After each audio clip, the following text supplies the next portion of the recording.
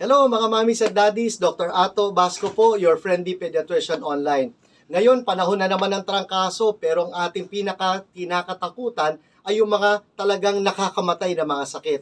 Unahin na po natin ang lagnat dahil yan po ang simptomas sa lahat halos ng karamdaman. Ang lagnat po ay defined na temperature na tataas ng 38 degrees pataas. Kaya hindi pwede na hinahawakan nyo lang sa ulo or sa katawan ang inyong mga anak. Kailangan po meron kayong thermometer. Either yung by contact, yung sa tenga, meron din naman yung digital sa kilikili or yung parang thermoscan, yung parang baril na thermal gun na inilalagay sa noo. Make sure po na tama at malinis ang inyong mga scanners para accurate ang kanilang temperature. Tagdaan, ang lagnat po ay isang simptomas na ang inyong anak ay merong sakit. 38 degrees centigrade pataas. Pangalawa, kapag ang inyong mga anak ay medyo matamlay, ang tawag natin dito ay body malay. So makukumpara po ninyo kung ang bata ay dating tahimik, lalo pang naging tahimik or palatulog. Yung iba naman na aktibo, na parehang galaw, parehang talon, parehang laro, bigla na lang nananahimik.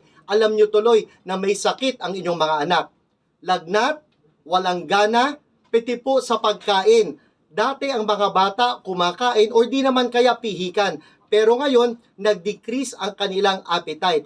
At pang-apat, ang mga bata usually na merong sakit, na lagnat, nangihina, walang ganang kumain, ay meron palaging dinaramdam kaya sila ay umiiyak o di naman kaya ay hindi nakikipag-usap.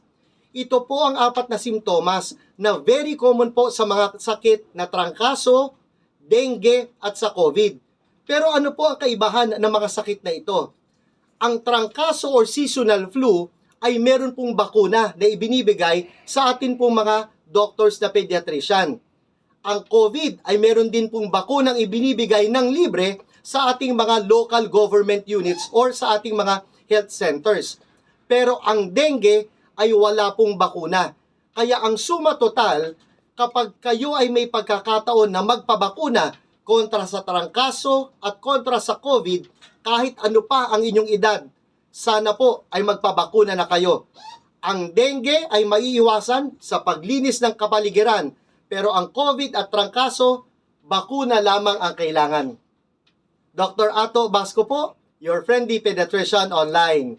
Ingat!